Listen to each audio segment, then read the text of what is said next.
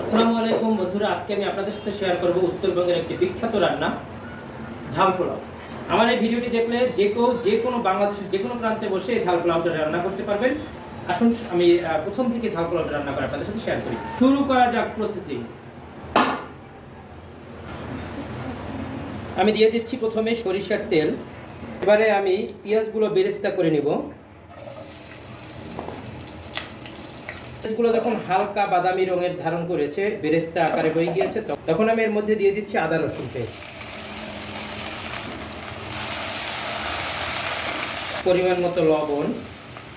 এবারে এর মধ্যে দিয়ে দিচ্ছি গোটা 3-4টি তেজপাতা।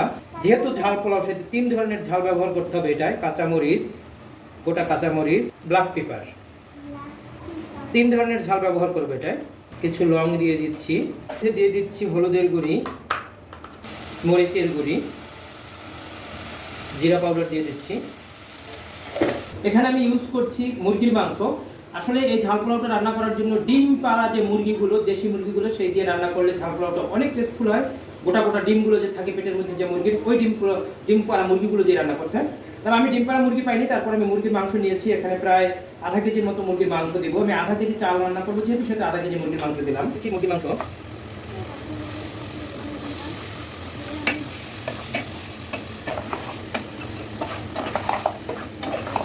এখন আমি এর মধ্যে দিয়ে দেবো শুকনো মরিচ, গোটা শুকনো মরিচ, দেব দারুচিনি, দেব এলাচ।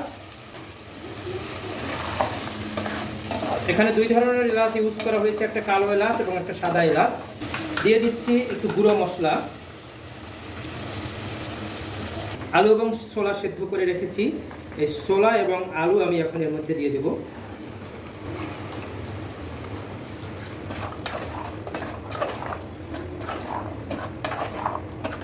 দেশি বাসমতি চাল নিয়েছি। এই রান্নাটা করার ক্ষেত্রে কোনো সুগন্ধি কোনো চাল ব্যবহার করা যাবে না। এটা একমাত্র ভাতের চাল দিয়েই রান্না করতে হয়। 2 ভাবে রান্না করা যায়, একটা চাল ভেজে এবং না ভেজে। আমি না ভেজে রান্না করছি। এবার আমি একটু মাংসটা একটু সেদ্ধ হওয়ার জন্য দিয়ে দিচ্ছি পানি। মাংসটা কষানো হয়ে গিয়েছে, এখন আমি এর মধ্যে চালগুলো দিয়ে দিচ্ছি।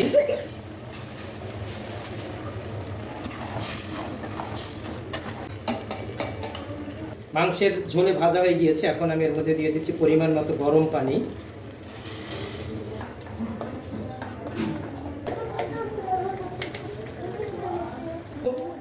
প্রায় দমে দেওয়ার সময় হয়ে গিয়েছে, সেহেতু আমি উপরে একটু জিরার গুঁড়ি ছিটিয়ে দিয়ে ঠিক মতো দমে দিয়ে দেব।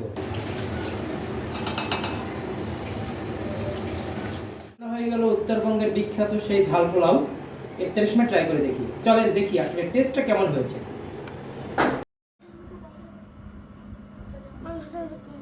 রান্না হয়ে গেল সেই দারুণ স্বাদের ঝাল পোলাও। এই পোলাওটা একটু ঝাল ঝাল হলেও এটা বহুত পুষ্টিগুণে ভরপুর। খুবই টেস্টফুল। আঞ্চলিক এই খাবারগুলো, উত্তরাঞ্চলের বাংলাদেশের এই খাবারগুলো, নওগাঁ জেলায় বিশেষ করে এই খাবারটি খুবই জনপ্রিয়। আপনারা সবাই বাসায় এভাবে ঝাল পোলাও রান্না করে খেয়ে দেখবেন, কমেন্টে জানাবেন। ভালো থাকবেন সবাই। আসসালামু আলাইকুম।